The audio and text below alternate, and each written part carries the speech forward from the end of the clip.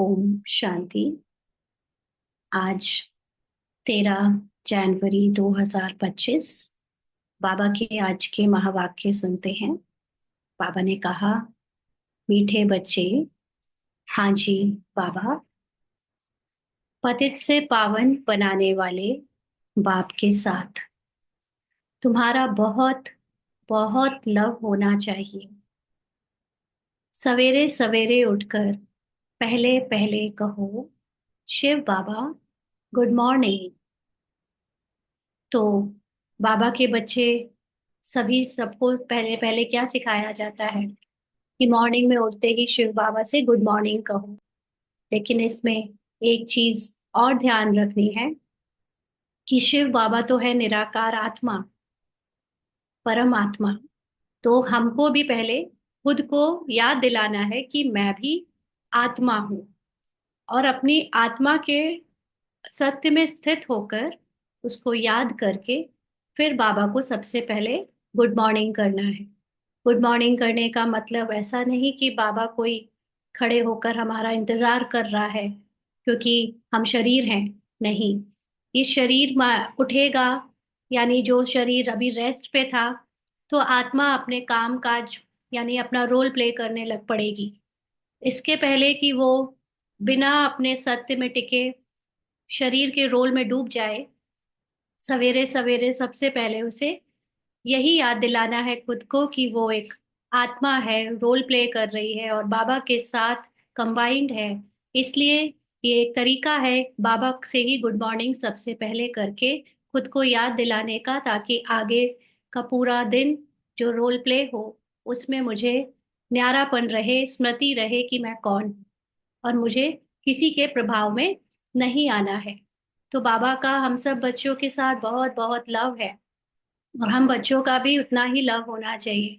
तो बाबा सिर्फ हम आत्माओं को जगाने आया है, ऐसे ही हमारा भी बाबा के प्रति हमेशा स्नेह और ध्यान रहना चाहिए कि बाबा ही हमें याद रहे, क्योंकि उसको याद करने से ही हमारा सत्य सदा के लिए हमें याद रह सकेगा। आज का प्रश्न है, एक्यूरेट याद के लिए कौन सी धारणाएं चाहिए? एक्यूरेट याद वाले की निशानी क्या होगी? बाबा जब कहता है कि मुझे याद करो, तो याद करने में बच्चे अलग अलग तरह से बाबा को याद करते हैं। उसमें बाबा कहता है बहुत थोड़े से बच्चे हैं जो मुझे यथार्थ याद करते हैं, माना एक्यूरेट याद करते हैं। तो आज बाबा बच्चों को क्लियर कर रहा है कि एक्यूरेट याद हो उसके लिए हमारी क्या क्या धारणाएं होनी चाहिए, और एक्यूरेट याद वालों की निशानी भी क्या होती है, कैसे हम चेक करें कि हम एक्यूरेट याद में हैं या नहीं, वो भी बाबा ने पूछा है। तो बाबा ने उत्तर दिया, एक्यूरेट याद के लिए धैर्यता, गंभीरता और समझ चाहिए। इस धारणा के आधार से जो याद करते हैं उनकी याद याद से मिलती है और बाप की करंट आने लगती है। उस करंट से आयु बढ़ेगी, हेल्दी बनते जाएंगे, दिल एकदम ठर जाएगी, माना शीतल हो जाएगी, आत्मा सतो प्रधान बनती जाएगी। तो एक्यूरेट याद के लिए बाबा ने 3 गुण बताए, धैर्यता, गंभीरता और समझ। तो कल जैसे एक बहन ने इसको कॉल करके पूछा था कि आप कैसे करते हो, या कुछ इन एडवांस जानना चाहती थी, तो इसको भी बाबा ने यही आंसर दिलवाया उनको कि पहले तो पात्रता बनानी पड़ती है ना। कोई चीज कोई आपको समझाए और फिर वो आपको अगर समझ में नहीं आए, तो इंस्टेड कि आप उससे फिर दूसरे से फिर तीसरे से जाकर पूछते ही रहो पूछते ही रहो, इससे पहले थोड़ी धैर्यता रखो। क्योंकि हमारा ये हद का जो माइंड है ये बहुत होशियार है ना। ये चाहता है कि जो चीजें दूसरे जाने उसके पहले हम जान लें, और हम उसके ऊपर एक फॉल्स ईगो क्रिएट करके उसको यूज करें। तो बाबा कहते हैं ये स्पिरिचुअलिटी, ये अध्यात्म का मार्ग, ये सत्य का मार्ग है। इस मार्ग में आप भले दूसरों को दिखाने के लिए कोई दिखावा करके कोई चीज कर सकते हो, लेकिन ये अपने आप को धोखा देना है, पीछे रखना है ना। तो जैसे अध्यात्म के मार्ग में चलने के लिए बहुत सारे लोग निकलते हैं, लेकिन बहुत बहुत थोड़े से लोग ही शिखर तक पहुंच पाते हैं। ऐसे ही इस मार्ग में हम सब बच्चों को बहुत धैर्यता की जरूरत है। धैर्यता इसलिए क्योंकि यहाँ पर जब तक हम खुद कोई चीज अनुभव ना कर लें, तब तक आपको सफलता मिली है ऐसा नहीं कहा जा सकता। और इस मार्ग में असीमित टाइम लग सकता है, क्योंकि सबका समय अलग अलग है, सबकी पात्रता अलग अलग है, और सबके साथ जो स्क्रिप्ट में जिसको जो मिलना है वो रोल में स्क्रिप्ट भी सबकी अलग अलग है। इसलिए इस मार्ग में चलने के लिए जो सच्चे सच्चे पुरुषार्थी हैं उनको बहुत धैर्य रखना पड़ता है, रखना चाहिए। और गंभीरता, गंभीरता का मतलब सीरियसनेस। हम कितने सीरियस हैं अपने पुरुषार्थ के प्रति। हम चाहते तो है प्राप्तियां बिल्कुल टॉप की, जैसे बाबा कहते हैं ना, लक्ष्य तो बहुत ऊंचा रखते हो लेकिन लक्षण देखे हैं आपने? हम डूबे रहते हैं देह भान में, देह की बातों को जानने में, ड्रामा के साथ पहचान बनाने में, अहंकार बनाने में, और चाहिए हमको सबसे ऊंचा पद लक्ष्मी नारायण का, है ना? तो ऐसे नहीं होता। एक गंभीर स्टूडेंट, एक सीरियस स्टूडेंट अपनी लक्ष्य के हिसाब से लक्षण रखता है, उसके अकॉर्डिंग तैयारी रखता है, या अपने लक्षण के हिसाब से ही अपनी डेस्टिनी जानता है। ऐसे भी नहीं कि करे थोड़ा और चाहे ज्यादा, या चाहे ज्यादा और फिर सोचे कि कैसे भी शॉर्टकट से मिल जाए, ऐसे नहीं होता। तो बहुत सीरियसनेस चाहिए। आपका पूरा मन, बुद्धि इसी तरफ लगा रहे, पुरुषार्थ के प्रति लगा रहे, आत्मा के प्रति लगा रहे, तब इस एक्यूरेट याद की प्राप्ति तक हम पहुंचते हैं। क्योंकि एक्यूरेट याद जो है ना वो बहुत पावरफुल है। जैसे आजकल विंटर्स चल रही है, तो विंटर्स में कभी धूप बिल्कुल नहीं निकलती। आप उसमें कपड़े डालो, गीले कपड़े धुल के, तो 2 3 4 दिन भी लग जाते हैं सूखने में। और किसी दिन थोड़ी हल्की सी धूप निकलती है तो वही कपड़े फिर 2 दिन में सूखते हैं। और किसी दिन इतनी पावरफुल धूप निकलती है कि वो कपड़े चंद घंटों में सूख जाते हैं। तो ऐसे ही एक याद जो हम पिछले 40 50 60 सालों से करते चले आ रहे हैं, बट अभी तक ऐसी कोई आत्माभिमानी स्थिति नहीं बनी। एक वो याद जो हमने थोड़ी ठीक ठीक समझ के साथ करी, पिछले 5 10 20 सालों से कर रहे हैं, थोड़ा बहुत संस्कार परिवर्तन हो गया है। लेकिन एक होती है सबसे पावरफुल याद जो बाबा को एक्यूरेट याद माना, अपनी आत्मा की स्थिति में स्थित होकर अपने सत्य को जान कर करते हैं। वो याद चंद सेकंड के याद में ही आपका गंभीर परिवर्तन कर देती है, माना पूरी तरह संस्कार परिवर्तन या स्मृति परिवर्तन कर देती है। तो धैर्यता, गंभीरता और समझ चाहिए। समझ का मतलब पात्रता। क्या हम उस पात्र को अपने अंदर होल्ड करते हैं, इतनी डीप नॉलेज को जानने की? क्योंकि पात्रता ऐसा नहीं है कि कोई शुरुआत से आती है।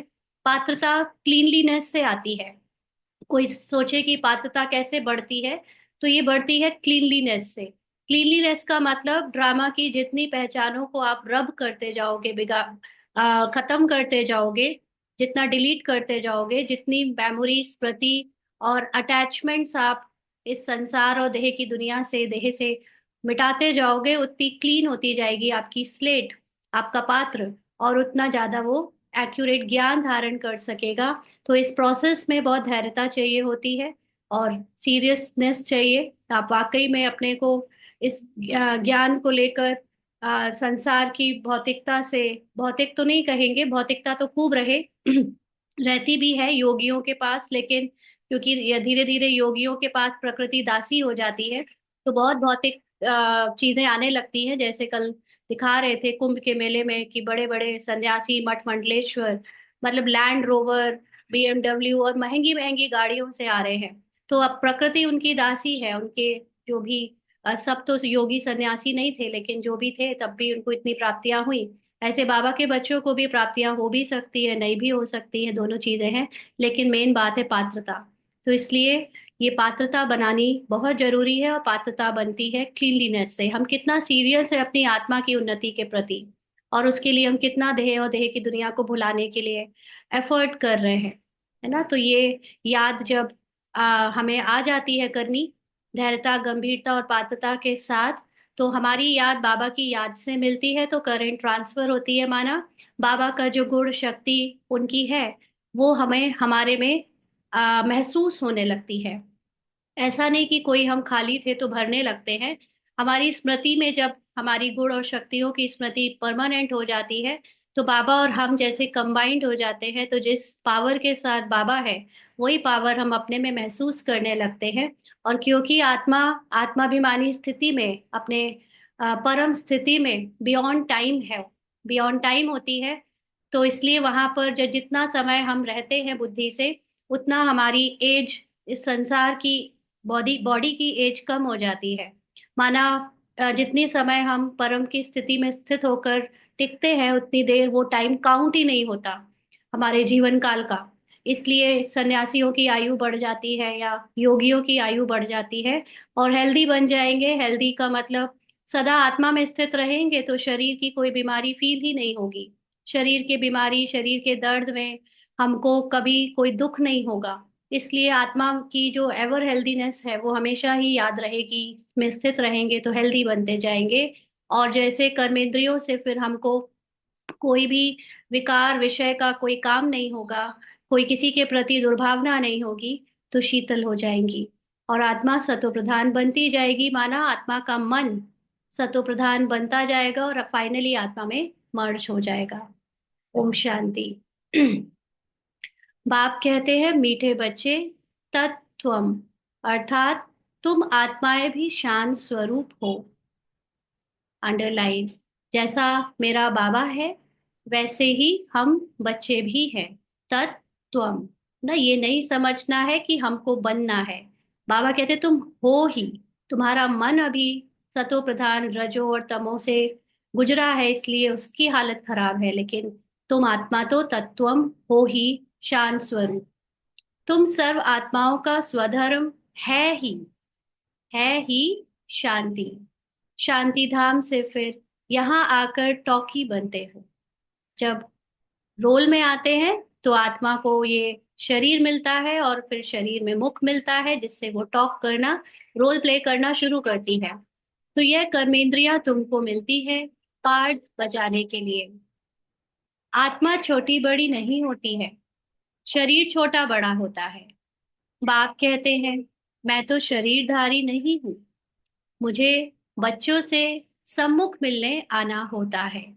तो बाबा का ज्ञान देने के लिए, जो ज्ञान से हमारी मुक्ति जीवन मुक्ति होती है, वो ज्ञान बाबा देता है, लेकिन उसको कोई प्रेरणा से काम नहीं चलेगा, उसको खुद शरीर से आकर एक टीचर की तरह पढ़ाना पड़ता है। और बच्चों को यानी आत्माओं को रोल में स्टूडेंट की तरह पढ़ना पड़ता है, उसको धारण करके संस्कार परिवर्तन करने पड़ते हैं। इसलिए भगवान आता है तो एक शरीर का आधार लेता है सम्मुख मिलने के लिए। समझो जैसे बाप है उनसे बच्चे पैदा होते हैं, तो वह बच्चा ऐसे नहीं कहेगा कि मैं परम धाम से जन्म ले माता पिता से मिलने आया हूँ, है ना, क्योंकि शरीर के बच्चे को कोई ज्ञान नहीं होता परम धाम का। यहाँ तक कि बड़े बड़े मनुष्यों को ज्ञान नहीं है कि वो आत्मा है और परम धाम से आए हैं, तो बच्चे क्या कहेंगे। तो बाबा कहते भले कोई नई आत्मा आती है किसी के भी शरीर में, व कोई पुरानी आत्मा किसी के शरीर में प्रवेश करती है, तो ऐसे नहीं कहेंगे कि माता पिता से मिलने आया हूँ। उनको ऑटोमेटिकली माता पिता मिल जाते हैं। यहाँ यह है नई बात। बाप कहते हैं, मैं परम धाम से आकर तुम बच्चों को सम्मुख, तुम बच्चों के सम्मुख हुआ हूँ, बच्चों को फिर से नॉलेज देता हूँ। भगवान ने भी ड्रामा में एक बार भक्तों ने जैसे बुलाया कि आओ आओ, तो एक बार तो भगवान को भी बनता है ना कि आकर अपना सत्य परिचय खुद दे और अपनी भाषणा कराए, अपनी पालना दे, ताकि बच्चे सेटिस्फाइड हो जाएं। जो भक्त बनकर आज तक बुला रहे थे, है ना, उनको भी तो भगवान का सानिध्य चाहिए। इसलिए भगवान एक बार परमधाम से आकर हम बच्चों के सम्मुख आता है तो ज्ञान और नॉलेज देता है। बाबा कहते हैं बच्चों को फिर से नॉलेज देता हूँ क्योंकि मैं हूँ नॉलेजफुल, ज्ञान का सागर।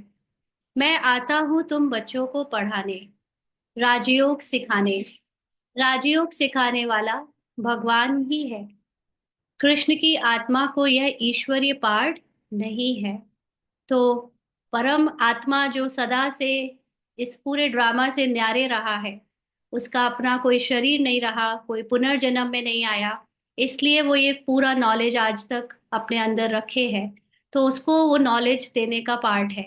जबकि कृष्ण की आत्मा ये पार्ट नहीं दे सुना सकती, ये नॉलेज नहीं दे सकती, क्योंकि उसका ईश्वरीय पार्ट नहीं है।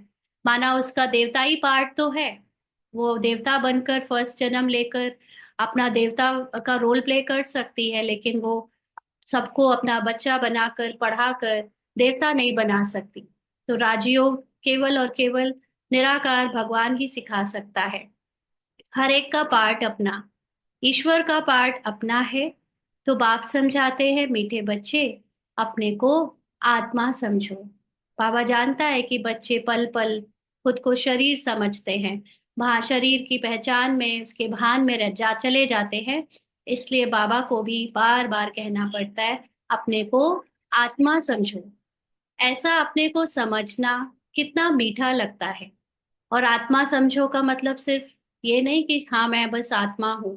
आत्मा को उसकी महिमा के साथ समझो, उसके स्वमान के साथ याद करो कि मैं कैसी आत्मा हूँ। सिर्फ आत्मा हूँ नहीं, मैं कैसी आत्मा हूँ वैसा याद करो। तो जितना हम अपने सत्य को याद करेंगे, क्योंकि हमारा सत्य है ही बहुत वंडरफुल, हमारा सत्य बहुत पावरफुल और प्योर है।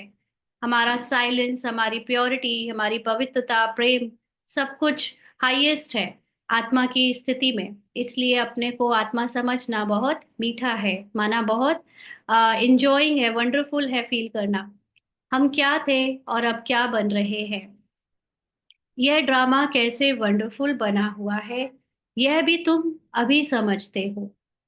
यह पुरुषोत्तम संगम युग है। इतना सिर्फ याद रहे तो भी पक्का हो जाता है कि हम सतयुग में जाने वाले हैं। अभी संगम पर हैं, फिर जाना है अपने घर। इसलिए पावन तो जरूर बनना है, क्योंकि सतयुग में हर कोई एकदम प्योर होता है, सतो प्रधान रोल प्ले होता है। इसलिए वो संस्कार हमको अभी से ही डेवलप करने हैं। आखिरी जन्म के संस्कार, जैसे कहते हैं कि नेक्स्ट जन्म में जाते हैं, तो हमारे आखिरी जन्म में जो तमो प्रधान रजो संस्कार थे, वो हमको सतयुग जाने नहीं देंगे। इसलिए इन संस्कारों को बदल कर फिर हमें न्यारे होकर संसार से एकदम, और इस देह से, शरीर से न्यारे होकर शरीर छोड़ना है। तब जाकर सतयुग में हमारा ऊंचा जन्म होगा। इसलिए पावन तो जरूर बनना है। अंदर में बहुत खुशी होनी चाहिए। ओहो, बेहद का बाप कहते हैं, मीठे मीठे बच्चों मुझे याद करो, तो तुम सतो प्रधान बनेंगे, विश्व का मालिक बनेंगे। तो जो आत्मा के अंदर मन है, वो इस समय ड्रामा में उलझ कर, उससे पहचान बनाकर एकदम गिर गया है। वो बाबा को याद करने के लिए खुद को पहले आत्मा के सत्य में टिकाएगा। इसलिए जितना जितना आत्मा के सत्य को रिवाइज करेगा, बाबा की सुप्रीमनेस को याद करेगा, खुद की महिमा में टिकेगा, तो वो मन भी साफ होता जाएगा, सतो प्रधान बनता जाएगा। और ऐसे फिर विश्व का मालिक बनेंगे। माना सोल कॉन्शियस स्थिति में विश्व यानी प्रकृति की कोई भी बात उस पर प्रभाव नहीं डाल सकती, इसलिए उसको मालिक कहेंगे। तो वो पहले यहाँ मालिक बनेगा और फिर भविष्य में विश्व का मालिक, यानी प्रकृति का मालिक, संसार का मालिक, देवता बनेगा। बाप कितना बच्चों को प्यार करते हैं। ऐसे नहीं कि सिर्फ टीचर के रूप में पढ़ाकर और घर चले जाते हैं ना। बाप और टीचर में ये अंतर होता है। टीचर का काम होता है स्ट्रिक्ट होकर पढ़ाना बच्चों को, थोड़ा बहुत जो प्यार दे सकता है देता है, लेकिन एक पिता की तरह टीचर प्यार नहीं देता ना। टीचर अपना नियम अनुसार पढ़ाता है, एग्जाम्स लेता है, नंबर देता है, डांटता भी है, सब कुछ करता है, लेकिन एक पिता जो होता है वो प्यार भी देता है। तो बाबा इस समय सिर्फ पढ़ाने नहीं, लेकिन साथ साथ बाप की तरह प्यार भी करने आए हैं बच्चों को, क्योंकि ये प्यार ही बच्चों को बदल सकता है। और फिर बाबा कहते हैं, यह तो बाप भी है, टीचर भी है, तुमको पढ़ाते भी है, याद की यात्रा भी सिखलाते हैं ना। ये गुरु का काम होता है, कैसे भगवान को याद करके अपनी सदगति बनाओ करो। तो ऐसा विश्व का मालिक बनाने वाले, पतित से पावन बनाने वाले बाप के साथ बहुत लव होना चाहिए। सवेरे सवेरे उठने से ही पहले पहले शिव बाबा से गुड मॉर्निंग करना चाहिए। शिव बाबा से गुड मॉर्निंग करने के दो तीन तरीके हैं ना। एक होता है कि हम देह भान में उठे, शरीर को ही अपना सत्य मानकर एक पहचान के साथ उठे। मैं पत्नी उठी, मैं स्त्री उठी, मैं भाई उठा, मैं माँ किसी का बेटा उठा, ऐसे स्कूल जाना है, लंच बनाना है, ऐसी भावना के साथ उठा। तो फिर रोल, शुरुआत से ही रोल की स्मृति रहेगी तो फिर वो रोल ही काम करेगा। लेकिन बाबा कहते हैं शिव बाबा से पहले गुड मॉर्निंग करो, माना पहले ये निश्चय करो कि आत्मा अभी शरीर का रोल प्ले करने के लिए शरीर को उठा रही है। आत्मा तो सोती नहीं। सोता तो, सोना का मतलब रेस्ट में तो ये शरीर जाता है। देखा जाए तो शरीर भी पूरी तरह रेस्ट नहीं करता है ना। ये उसका अंदर के इंटरनल ऑर्गन्स तो चलते ही रहते हैं। केवल हाथ पैर और ये इंद्रियां, ऊपर की कर्मेंद्रियां कुछ देर के लिए रेस्ट पे जाती है। बाकी आत्मा का मन बुद्धि संस्कार तो चलता ही रहता है। आप देखो सपने आते हैं तो वो मन के ही कारण है ना। कुछ देर जब डीप स्लीप होती है, जब एकदम सपनों से परे एक स्लीप होती है, उस समय जरूर आत्मा जैसे अपने रेस्ट पे है, कुछ समय कुछ भी नहीं कर रही, मन बुद्धि संस्कार उसका नहीं चल रहा। बट सबकॉन्शियस माइंड तो फिर भी है ही। तो इसलिए पहले पहले अपने को आत्मा करके शिव बाबा से गुड मॉर्निंग करना है। गुड मॉर्निंग अर्थात याद करेंगे तो बहुत खुशी में रहेंगे। ये रोज याद रखें कि भले ही रोल में, परिवार में, इस कहानी में कितनी भी उलझने हैं, समस्याएं हैं, परेशानी है, कुछ लोगों को तो उठना पसंद ही नहीं होता। फिर से वही चिक चिक, फिर से वही स्ट्रगल, फिर से वही परेशानियां, है ना। तो अगर ये याद रखेंगे कि मैं तो सिर्फ रोल प्लेयर हूँ, मुझे तो सिर्फ यहाँ पर कुछ दिन और, जब तक ये कलयुग बचा हुआ है तब तक बस एक्टिंग ही करनी है, मेरा कोई लेना देना नहीं, तो अपनी आत्मा की स्थिति से बड़ी खुशी होगी। और फिर उठेंगे तो बहुत खुशी खुशी से उठकर अपने रोल को प्ले करने लग पड़ेंगे, बाबा को याद करके, बाबा को साथ रख के। तो बाबा कहते हैं बच्चों को अपने दिल से पूछना है, हम सवेरे उठकर कितना बेहद के बाप को याद करते हैं। हम्म। मनुष्य भक्ति भी सवेरे करते हैं ना। बहुत सारे लोग जो अच्छे भक्त होते हैं उठते ही कहीं जमीन के पैर छूते हैं, कहीं कोई भगवान के साथ हाथ जोड़कर उन जो भी उनको उनका नियम होता है वो करते हैं। कुछ मनुष्य भक्ति में भी बहुत अच्छे तरह से भगवान को याद करके ही उठते हैं। तो ऐसे हमको भी पूछना है अपने आप से कि हमारी मॉर्निंग की क्या दिनचर्या है, कितनी देर हम मॉर्निंग में भगवान के साथ अपने को कंबाइंड या भगवान के साथ अपने को योग लगाते हुए अनुभव करते हैं। तो बाबा कहते हैं भक्ति कितना प्यार से करते हैं, परंतु बाबा जानते हैं कई बच्चे दिल व जान, सिख व प्रेम से याद नहीं करते हैं। बाबा से स्वार्थ का प्यार है। कई बच्चों को बाबा यानी अपने को आत्मा नहीं समझते तो बाबा से प्यार भी नहीं कर सकते दिल व जान, सिख व प्रेम से। तो सवेरे उठ बाबा से गुड मॉर्निंग करें, ज्ञान के चिंतन में रहे। उठते ही कुछ देर के लिए जब वॉशरूम जाते हैं या इससे पहले कि चाय वगैरह पिए या चाय चढ़ा रहे हैं या कोई भी दूसरा काम करने लग रहे हैं, उसके पहले तुरंत ज्ञान का चिंतन चलते रहना चाहिए, आत्मा का चिंतन चलते रहना चाहिए। जरूरी नहीं कि आप बैठ पाओ, बैठ पाते हो तो वो तो बेस्ट है, लेकिन अगर नहीं भी बैठ पाए तो चलते फिरते काम करते, पानी भरना है, किसी को कुछ करना है, हर जगह की अलग अलग दिनचर्या है। तो उस समय ज्ञान का चिंतन करते करते मॉर्निंग पार होनी चाहिए, है ना। तो खुशी का पारा चढ़ेगा। तो बाबा कहते हैं पाप से गुड मॉर्निंग नहीं करेंगे तो पापों का बोझा कैसे उतरेगा। यानी बाबा को याद नहीं करेंगे, अपने को आत्मा नहीं समझेंगे, अपने को शरीर से न्यारा नहीं समझेंगे, तो जो शरीर के बनाए हुए हिसाब किताब है, जिसको कहेंगे कि पाप कर्म है, क्योंकि बॉडी कॉन्शियस से किए गए हर कर्म पाप कर्म होते हैं। तो जो वो कर्म का अभी बोझा हमारे सर पर यानी उसकी स्मृति संस्कारों पर लेप छेप लगी हुई है, वो जब उसका फल आएगा तो कैसे पार कर पाओगे उसको बिना दुख भोगे, है ना। इसीलिए जितना आत्माभिमानी स्थिति बनाएंगे जितना ज्यादा बाबा को याद करेंगे, अपनी आत्मा में स्थित रहेंगे, उतनी आसानी से हमारे सब शरीर के द्वारा किए गए विकर्मों का फल आसानी से चुकतू कर पाएंगे। नहीं तो वो उसका बोझ हमको फिर से दुख देगा, बाबा का बनने के बाद भी दुख देगा, क्योंकि बाबा को याद नहीं करते, गुड मॉर्निंग नहीं करते, माना बाबा को अपने को आत्मा समझकर याद नहीं करते, यथार्थ याद नहीं करते ना। तो मुख्य है ही याद। इससे भविष्य के लिए तुम्हारी बहुत भारी कमाई होती है। सोच भी नहीं सकते कि हमारी आत्माभिमानी स्थिति से हमको क्या कुछ मिल जाएगा।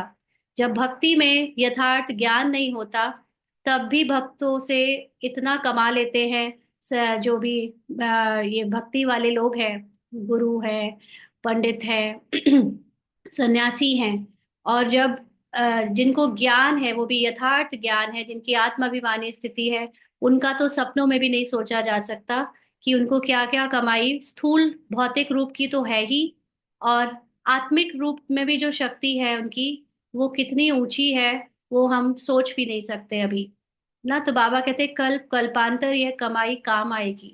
इतनी कमाई है कि वो हर कल्प में हमारे कई जन्मों तक काम आती रहती है। तो बड़ा धैर्य, गंभीरता, समझ से याद करना होता है। इसलिए ये ज्ञान कोई जल्दबाजी का नहीं है, हाँ हाँ पता है हम आत्मा है, वो परमात्मा है, और ऐसे याद कर लेना। ज्ञान में बहुत गंभीरता चाहिए। बहुत गंभीरता का मतलब ये नहीं कि हम हंसना ही छोड़ दें, है ना। कई लोग गंभीरता को समझते हैं बस बहुत सीरियस हो गए, दिखावे के लिए चश्मा चढ़ा लिया, और फिर हम बस स्टूडेंट बनकर, वो कुछ लोग स्टूडेंट बन जाते हैं ना वैसे चश्मा वश्मा लगा कर, कि हम बहुत लगे कि हम अच्छे स्टूडेंट हैं। गंभीरता का मतलब होता है हम कितने सीरियस हैं पढ़ाई के प्रति। कोई ऊपर से चाहे जैसा भी चुलबुला हंसमुख कैसा भी रहे, बट अपने ज्ञान के लिए, अपनी आत्मा की उन्नति के लिए वो बहुत सीरियस है। तो ऐसी धैर्यता भी चाहिए, गंभीरता भी चाहिए, और समझ यानी पात्रता भी चाहिए ना। अपने आप को आत्मा समझने के लिए संसार की गंदगी को साफ भी करना होता है। उससे जितने क्लीन होंगे उतनी समझ होगी, और समझ से ही याद होगी। तो मोटे हिसाब में तो भले करके यह कह देते हैं कि हम बाबा को बहुत याद करते हैं, परंतु एक्यूरेट याद करने में मेहनत है। एक्यूरेट याद वो जिसमें बिंदी से बिंदी मिले, बिंदी के ऊपर कोई लेपछेप ना हो। बिंदी का मतलब ऐसे नहीं कि सिर्फ स्टार के रूप में, लेकिन कोई और याद ही ना आए, ना ये शरीर, ना नाम, ना पहचान, ना कहानी, ना कोई रिश्ते, ना नाते, ना सेवा, ना ब्राह्मण का पाठ, कुछ भी, कुछ भी याद ना है। उसको कहते हैं सिर्फ आत्मा की, सत्य की स्मृति, और आत्मा की साइलेंस की स्थिति। इसको कहेंगे बाबा को याद करना, मतलब एक्यूरेट याद करना। इसमें मेहनत है। तो जो बाप को जास्ती याद करते हैं उनको करंट जास्ती मिलती है, क्योंकि याद से याद मिलती है। योग और ज्ञान दो चीजें हैं ना। करंट जास्ती मिलती है, माना उनकी बुद्धि बाप समान होकर और अपनी सत्य को प्रकट करती है। जितना ज्यादा हम बाप समान स्थिति में स्थित होंगे, हमारे अंदर मन बुद्धि संस्कार भी बाप समान प्रकट होगा ना। तो इसलिए वो यथार्थ याद की बहुत इंपॉर्टेंस है। तो उसके लिए योग और ज्ञान दो चीजें हैं। योग की सब्जेक्ट अलग है, बहुत भारी सब्जेक्ट है। योग माना अपनी आत्मा में स्थित होना, देह की दुनिया को भुलाकर एकदम न्यारे होकर, कुछ याद ना रहे। और योग से ही आत्मा सत्व प्रधान बनती है।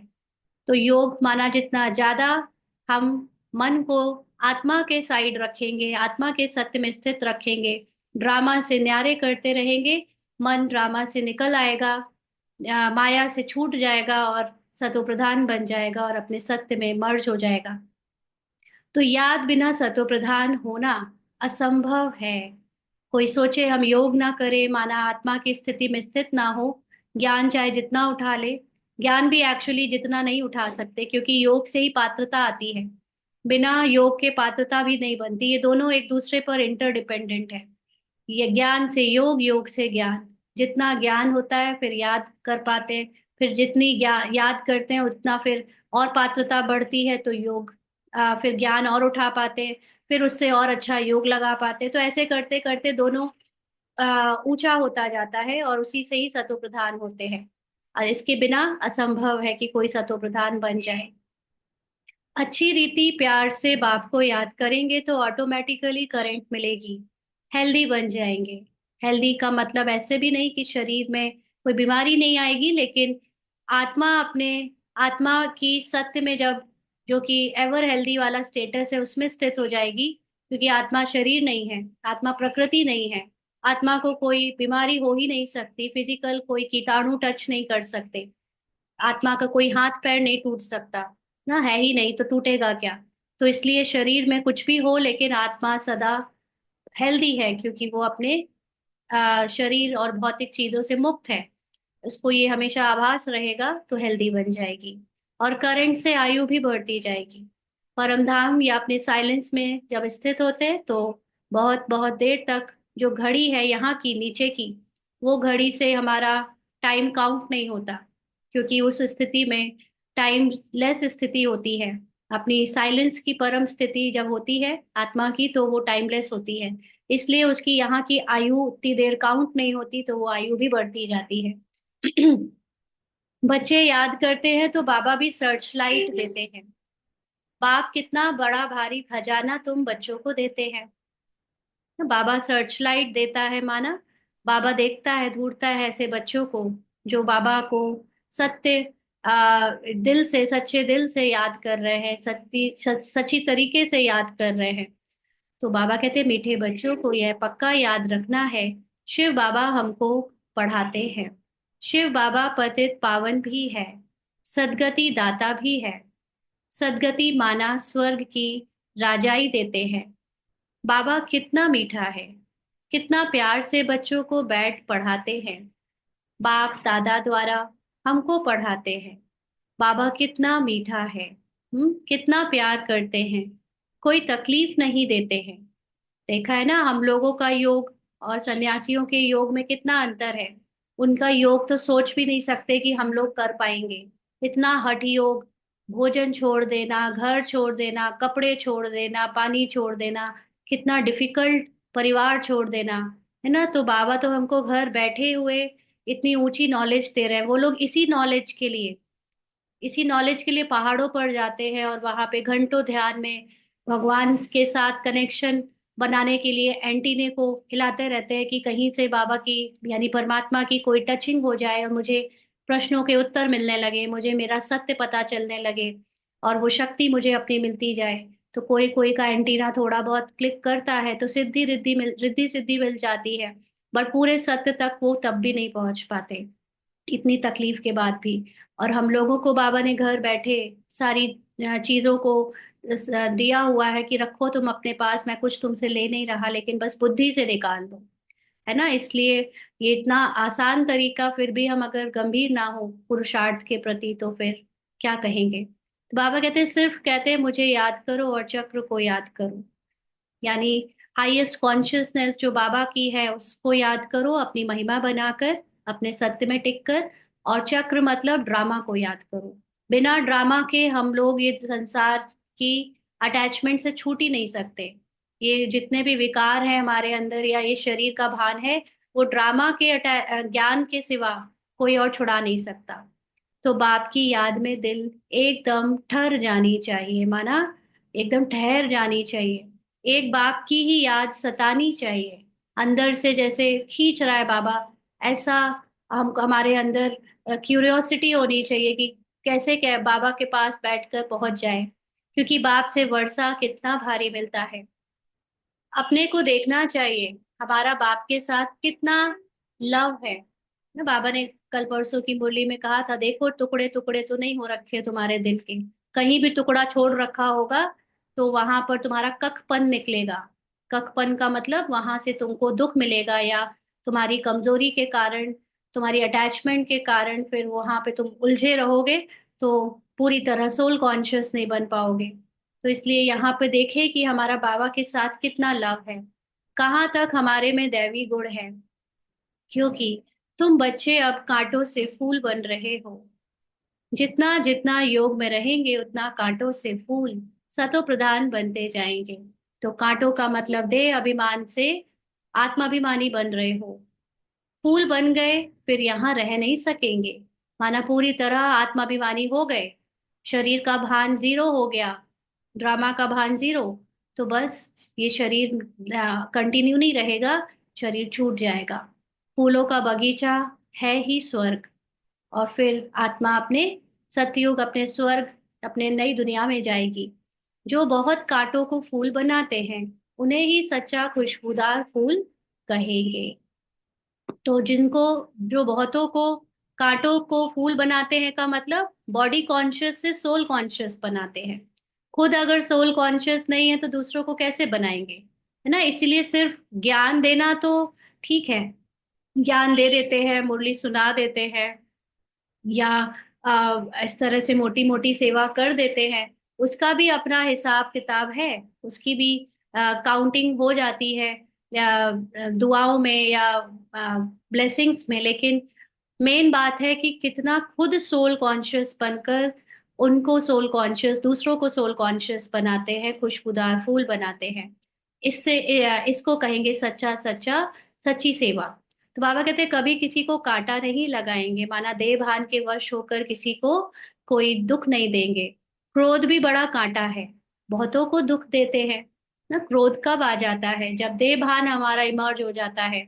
पुराना संस्कार इमर्ज होना माना देह भान इमर्ज हो जाना, तो इसलिए दुख मिलता है फिर। अभी तुम बच्चे कांटों की दुनिया से किनारे पर आ गए हो, तुम हो संगम पर। जैसे माली फूलों को अलग पार्ट यानी बर्तन में निकाल कर रखते हैं, वैसे ही तुम फूलों को भी अभी संगम युगी पार्ट में अलग रखा हुआ है। कितनी ब्यूटीफुल बात है। हाँ, इतने 800 करोड़ मनुष्यों में से बाबा ने अपने बच्चों को अभी सिलेक्ट करके एक बर्तन में रखा है, माना एक अलग कर दिया है बाकी के लोगों से ज्ञान के आधार पर। न संगम युगी पार्ट में हमको ब्राह्मण बनाकर फिर तुम फूल स्वर्ग में चले जाएंगे।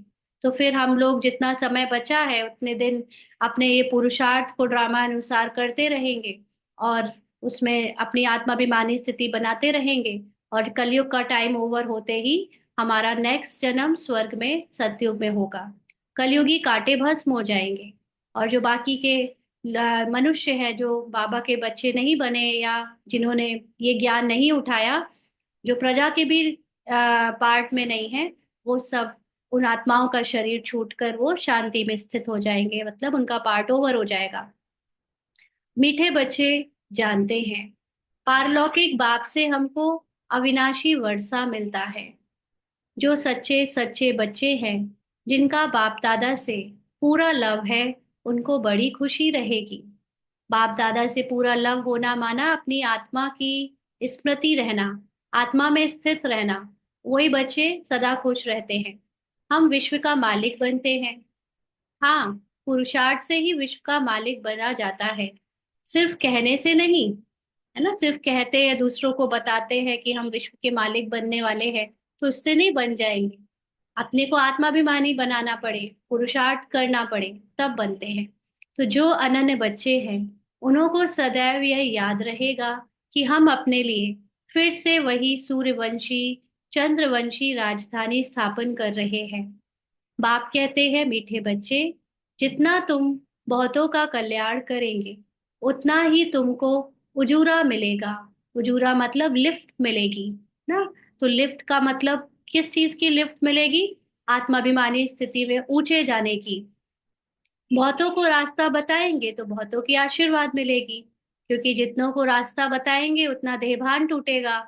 उतनी देर सेवा में रहेंगे तो ज्ञान का चिंतन चलेगा, आपके मुख से, आपके संकल्पों में ज्ञान ही ज्ञान रहेगा, तो देहभान से निकलने में आसानी होगी, और आपकी आत्माभिमानी स्थिति बनने में हेल्प मिलेगी। तो ज्ञान रत्नों से झोली भरकर फिर दान करना है। ज्ञान सागर तुमको रत्नों की थालियां भर भर के देते हैं। मुरली में बाबा के कितनी बातें हैं जो रत्नों के जैसी भरी हुई। हमको अगर हम पूरी बातों का भी पूरे दिन चिंतन करें तो पूरा दिन बीत सकता है ना। तो जो फिर दान करते हैं वही सबको प्यारे लगते हैं। तो जिनके मुख से हमेशा ज्ञान युक्त बातें निकलती हैं वो सबको अच्छे लगते हैं। बच्चों के अंदर में कितनी खुशी होनी चाहिए।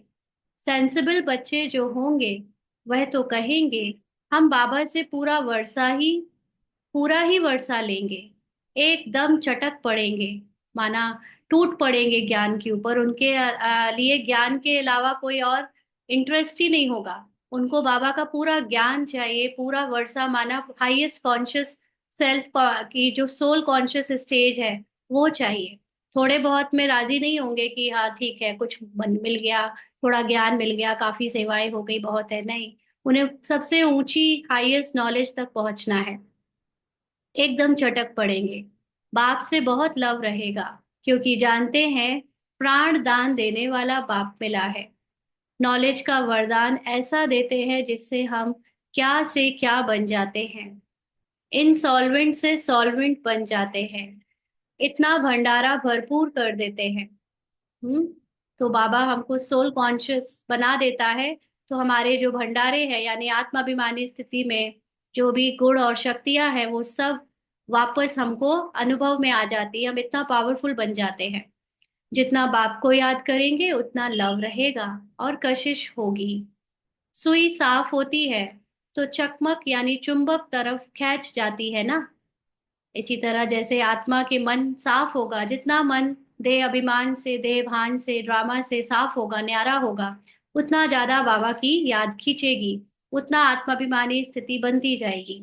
बाप की याद से कट निकलती रहेगी। और जितना बाबा को याद करेंगे उतना ड्रामा से डिटैच होने में भी मदद मिलेगी, क्योंकि फिर जिन चीजों के बारे में सोचेंगे नहीं, वो भूलते जाएंगे। तो एक बाप के सिवाय और कोई याद ना आए। जैसे स्त्री का पति के साथ कितना लव होता है। तुम्हारी भी सगाई हुई है ना, सगाई की खुशी कम होती है क्या? शिव बाबा कहते हैं, मीठे बच्चे, तुम्हारी हमारे साथ सगाई है, ब्रह्मा के साथ सगाई नहीं है। सगाई पक्की हो गई, फिर तो उनकी ही याद सतानी चाहिए, है ना। आत्मा की परमात्मा के साथ सगाई है, आत्मा की देहधारी ब्रह्मा के साथ सगाई नहीं है। क्योंकि साकार में कई लोगों का जो लव था वो ब्रह्मा बाबा से ज्यादा था, निराकार को नहीं इतना सोच पाते थे या अटैच हो पाते थे। तो इसलिए बाबा याद दिला रहा है कि ये सगाई आत्मा की परमात्मा के साथ है, कोई शरीर की शरीर के साथ नहीं है। तो इसलिए सिर्फ शिव बाबा की ही याद सतानी चाहिए। अभी 1 मिनट के लिए सभी अशरीरी होकर बाबा को याद करें।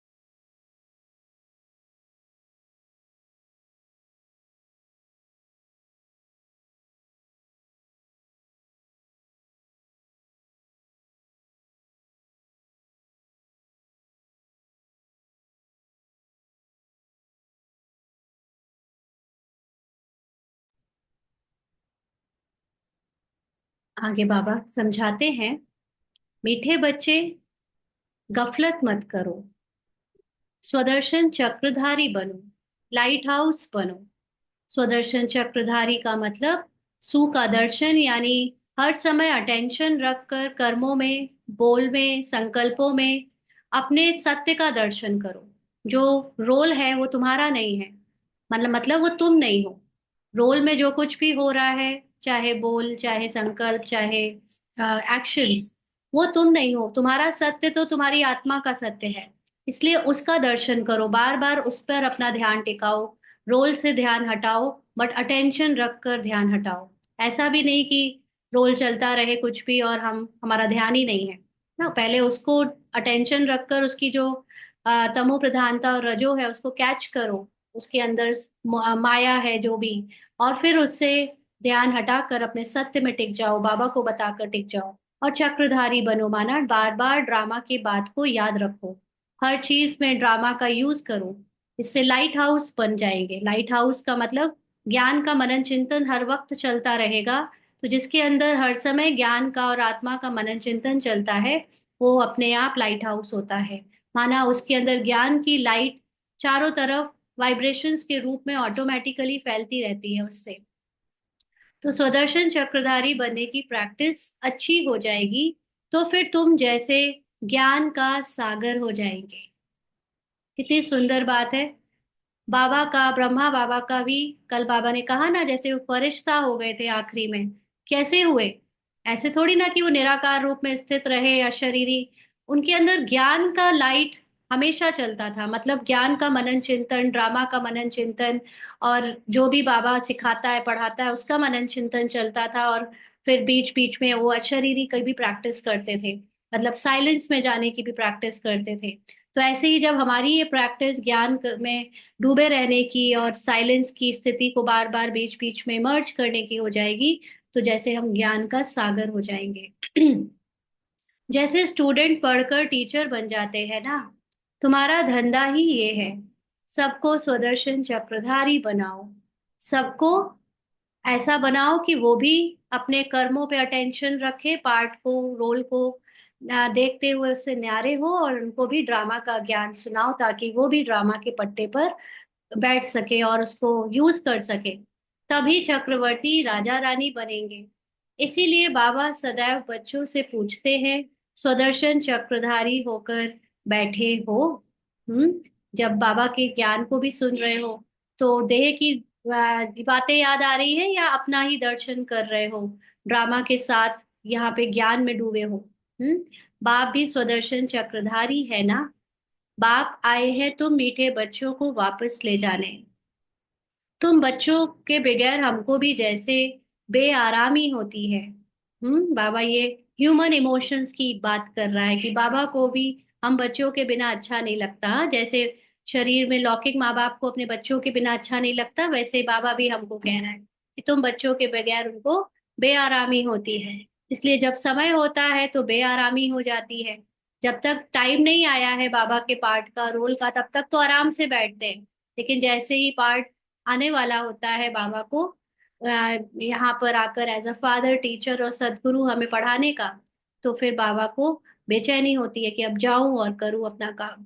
बस अभी हम जाऊं, बच्चे बहुत पुकारते हैं, बहुत दुखी हैं, तरस पड़ता है।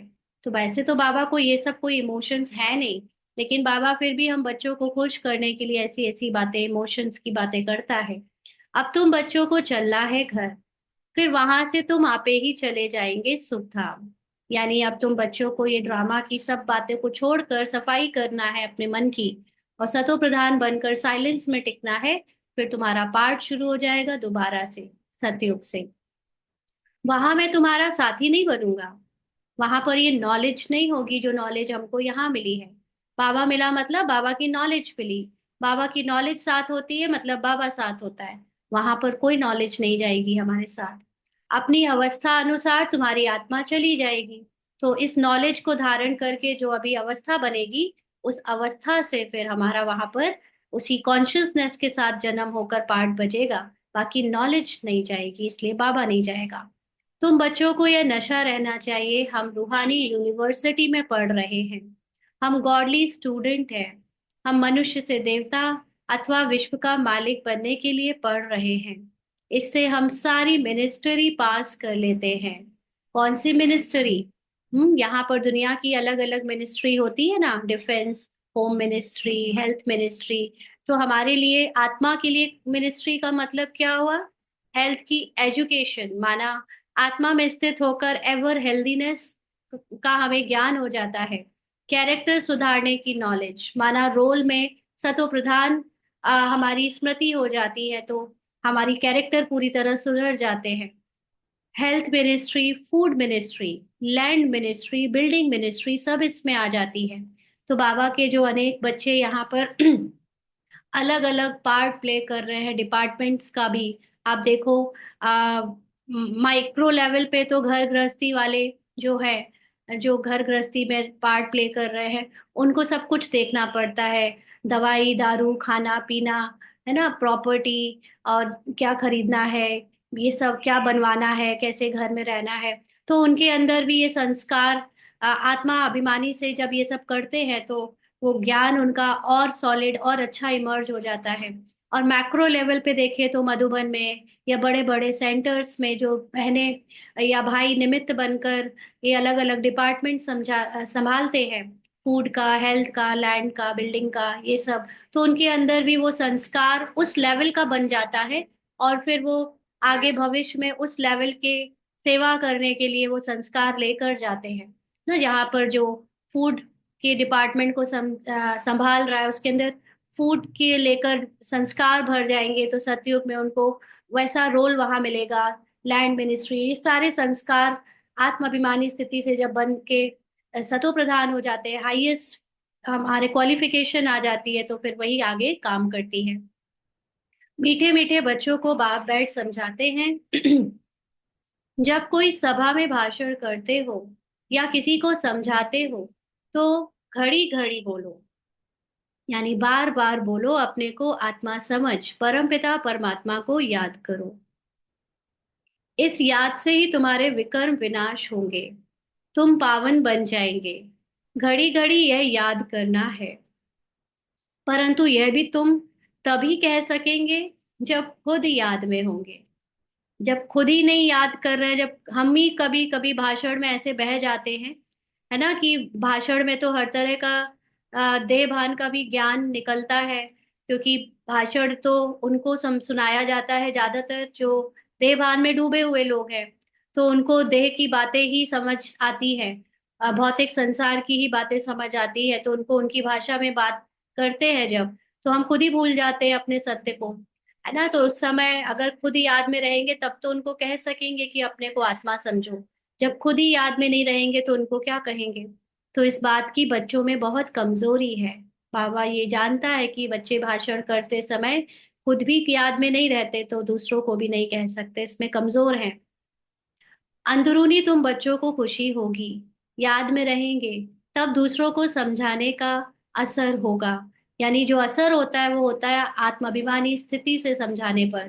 बोलने से तो सिर्फ संदेश चला जाता है कि हाँ चलो बस ठीक है, बोला हमने सुन लिया, लेकिन जो दिल तक छूता है वो है स्थिति, वाइब्रेशन।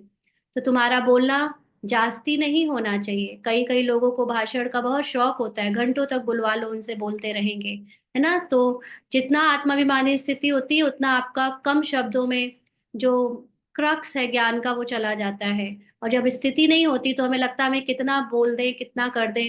हमारे यहाँ पर ऐसे तीन चार सिस्टर जब इकट्ठा होती है सेंटर की, तो उनमें आपस में वो लग लग जाती है कि बोलते चले जाओ बोलते चले जाओ। तो दूसरी बहन बोलती है हमारे लिए कुछ छोड़ा ही नहीं बोलने को, पहली वाली ने सब खत्म कर दिया।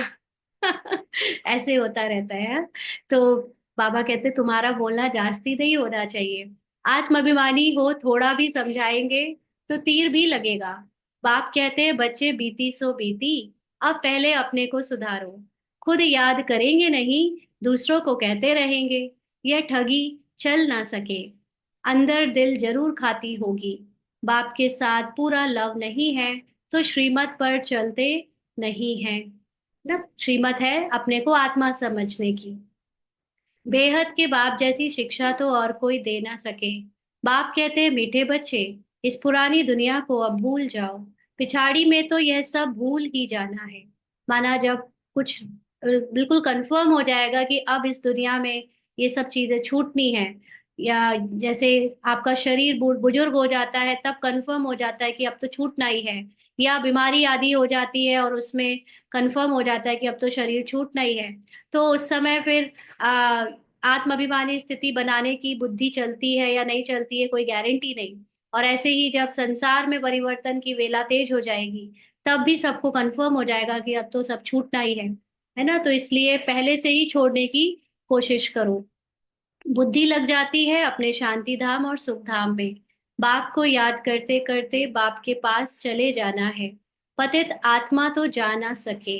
पतित का मतलब जिसके ऊपर ड्रामा की, बॉडी कॉन्शियसनेस की, देह अभिमान की, पहचानों की लेप छेप चढ़ी हुई है, वो अपने शांति में स्थित हो नहीं सकती, वो सोल कॉन्शियस बन नहीं सकती।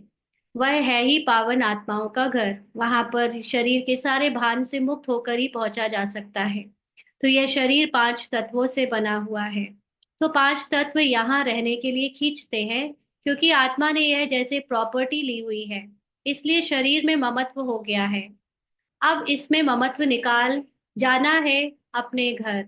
वहां तो यह पांच तत्व है नहीं, है ना। आत्मा की दुनिया में, परम धाम में, ये पांच तत्वों का कोई आकर्षण नहीं है।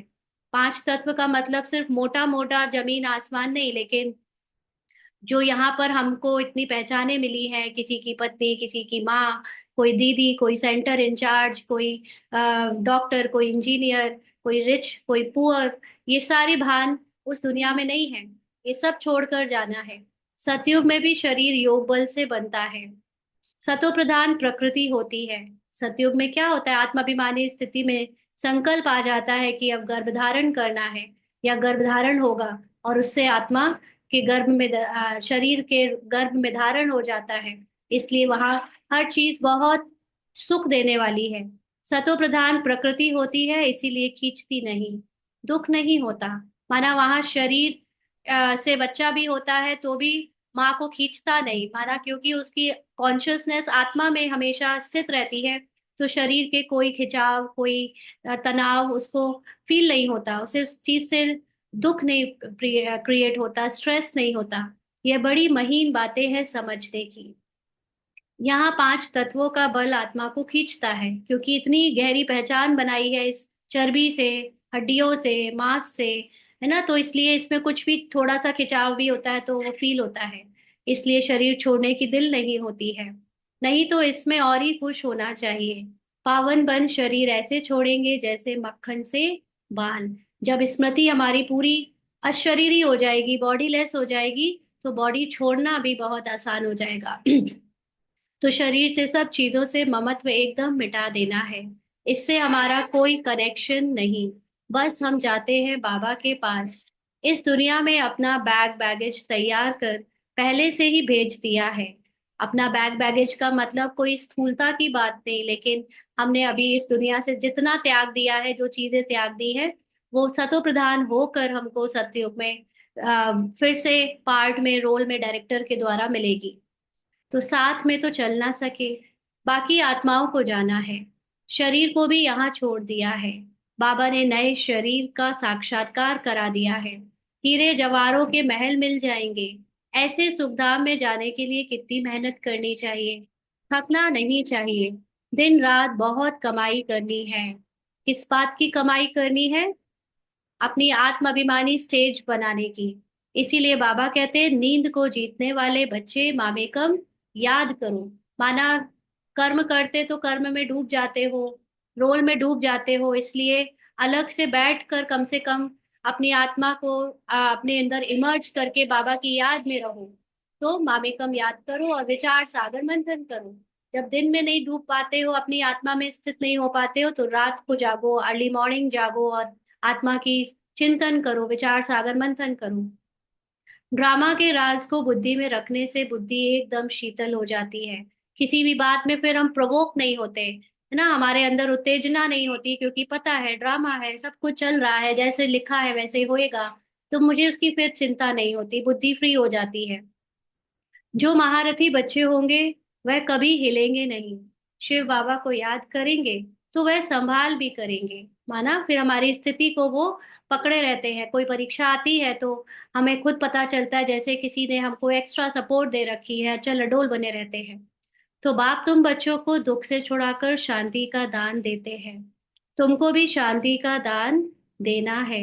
तुम्हारी यह बेहद की शांति अर्थात योग बल दूसरों को भी एकदम शांत कर देंगे। झट मालूम पड़ जाएगा कि हमारे घर का है वा नहीं। यानी जो खुद आत्माभिमानी होता है, उसको दूसरों को देखकर, दूसरों की आत्मा के वाइब्रेशन से कैच हो जाता है कि ये हमारे घर का, माना सतयुगी त्रेता युगी है या नहीं, है ना। फिर वो उस पर टाइम वेस्ट नहीं करेंगे। उन्हें पता चल जाएगा कौन सी आत्मा से कशिश हो रही है, सिर्फ उस पर ही अपने ज्ञान का टाइम देंगे। आत्मा को झट कशिश होगी, ये हमारा बाबा है। नब्ज भी देखनी होती है। बाबा की याद में रह फिर देखो, यह आत्मा हमारे कुल की है। अगर होगी तो एकदम शांत हो जाएगी। जो इस कुल के होंगे उन्हों को ही इन बातों में रस बैठेगा। बच्चे याद करते हैं तो बाप भी प्यार करते हैं। आत्मा को प्यार किया जाता है। यह भी जानते हैं जिन्होंने बहुत भक्ति की है वह ही जास्ती पढ़ेंगे। उनके चेहरे से मालूम पड़ता जाएगा कि बाप में कितना लव है। आत्मा बाप को देखती है। बाप हम आत्माओं को पढ़ा रहे हैं। बाप भी समझते हैं हम इतनी छोटी बिंदी आत्मा को पढ़ाता हूँ। आगे चल तुम्हारी यह अवस्था हो जाएगी। समझेंगे हम भाई भाई को पढ़ाते हैं। माना फिर अच्छी आत्माभिमानी स्थिति बनने से सिर्फ आत्मा ही दिखेगी। देह से ध्यान हट जाएगा। शक्ल बहन की होते भी दृष्टि आत्मा तरफ जाए। शरीर पर दृष्टि बिल्कुल ना जाए। इसमें बड़ी मेहनत है। ये बड़ी महीन बातें हैं। बड़ी ऊंच पढ़ाई है। वजन करो तो इस पढ़ाई का तरफ बहुत भारी हो जाएगा। अगर इसकी प्राप्तियों को देखें तो सारी दुनिया की पढ़ाई एक तरफ और आत्माभिमानी स्थिति की पढ़ाई एक तरफ। अच्छा, मीठे मीठे सिक्की लदे बच्चों प्रति माता पिता बाप दादा का याद प्यार और गुड मॉर्निंग। रूहानी बाप की रूहानी बच्चों को नमस्ते। हम रूहानी बच्चों की रूहानी बाप दादा को याद प्यार, गुड मॉर्निंग और नमस्ते बाबा, शुक्रिया, थैंक यू बाबा। धारणा के लिए मुख्य सार। पहला पॉइंट, अपनी झोली ज्ञान रत्नों से भरकर फिर दान भी करना है। ना, जितना दान करेंगे उतना ज्ञान हमारे अंदर रुकेगा, ठहरेगा, बढ़ेगा और प्रैक्टिस होगी तो धारण होगा। जो दान करते हैं वो सबको प्यारे लगते हैं। उन्हें अपार खुशी रहती है। ज्ञान को धारण करके दान करने से खुद को खुशी भी रहती है। प्राण दान देने वाले बाप को बहुत प्यार से याद करते सबको शांति का दान देना है। स्वदर्शन चक्र फिराते ज्ञान का सागर बनना है। तो अपना दर्शन, अपने सत्य का दर्शन और साथ साथ ड्रामा का चिंतन, ड्रामा के पट्टे पे बैठकर ड्रामा से ही हर बात को देखना, इससे खुद ज्ञान का सागर बन जाएंगे। आज का वरदान है, अंतःवाहक शरीर द्वारा सेवा करने वाले कर्म बंधन मुक्त डबल लाइट भव। अंतःवाहक शरीर द्वारा सेवा करने वाले कर्म बंधन मुक्त डबल लाइट भव। तो अंतःवाहक क्या है? अंत मतलब आखिरी। आखिरी शरीर का मतलब अंतःवाहक का मतलब क्या? जैसे हमारे ऊपर अभी ये आत्मा के लिए 3 स्टेजेस हैं। साकार शरीर, फिर सूक्ष्म शरीर और फिर आत्मा, है ना। तो एक स्टेज होती है जब हम शरीर के द्वारा सेवाएं करते हैं, स्थूल सेवा, भाषण की सेवा, जो भी है, जो दिखने वाली सेवा है सारी। दूसरी सेवा है मनसा सेवा, जो सूक्ष्म शरीर यानी संकल्पों से होती है। संकल्पों से शुभ भावना, संकल्पों से दूसरों के विश्व का कल्याण करने की वाइब्रेशंस भेजना। फिर लास्ट स्टेज की सेवा है मूल सेवा, अंतःवाहक सेवा, यानी जिसमें हम खुद आत्मा में स्थित हो जाते हैं, उसको कहेंगे अंतःवाहक शरीर द्वारा सेवा। उस आत्मा में स्थित हो जाने से शरीर के सभी कर्मों के बंधन अपने आप टूट जाते हैं। माना फिर आपको किसी भी कर्म का, शरीर का कर्म कोई प्रभाव नहीं पड़ता, उसके प्रभाव से पूरी तरह बंधनों से मुक्त हो जाते हैं। तो ऐसे कर्म बंधन मुक्त डबल लाइट। डबल लाइट मतलब एक तो आत्मा की लाइट, ज्ञान की लाइट, और दूसरा रोल में है, क्योंकि अभी रोल तो चल ही रहा है, भले स्मृति निराकारी हो गई है, तो वो रोल भी एकदम लाइट हो जाएगा, हल्का हो जाएगा, फरिश्ता समान हो जाएगा। तो ऐसे सेवा करने वाले कर्म बंधन मुक्त डबल लाइट भाव। तो जैसे स्थूल शरीर द्वारा साकारी ईश्वरी सेवा में बिजी रहते हो, ऐसे अपने आकारी शरीर द्वारा अंतःवाहक सेवा भी साथ साथ करनी है। तो वैसे तो आकारी शरीर को सूक्ष्म शरीर कहते हैं, लेकिन जैसे हम सूक्ष्म शरीर के द्वारा भी सेवा करते हैं, वैसे मूल सेवा भी होती है। तो जैसे ब्रह्मा द्वारा स्थापना की, वृद्धि हुई, वैसे अभी आपके सूक्ष्म शरीरों द्वारा शिव शक्ति के कंबाइंड रूप के साक्षात्कार द्वारा साक्षात्कार और संदेश मिलने का कार्य होना है।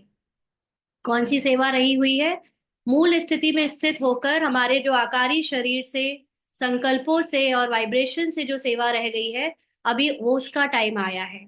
उस सेवा में शिव शक्ति का कंबाइंड रूप होता है। शिव की नॉलेज और आत्मा की नॉलेज माने कंबाइंड, उनकी वाइब्रेशंस कंबाइंड होकर अनेक आत्माओं को साक्षात्कार कराती हैं और संदेश देती है। तो ऐसा संदेश मिलने का कार्य अब होना है। लेकिन इस सेवा के लिए कंडीशन है क्या? कि कर्म करते भी किसी भी कर्म बंधन से मुक्त सदा डबल लाइट रूप में रहो। जैसे रोबोट्स होते हैं ना, रोबोट काम करते हैं, आप उनसे कोई भी काम करवा लो, प्रोग्रामिंग जैसी उनकी होती है वो करते हैं, बट उनको भान नहीं होता कि वो क्या कर रहे हैं।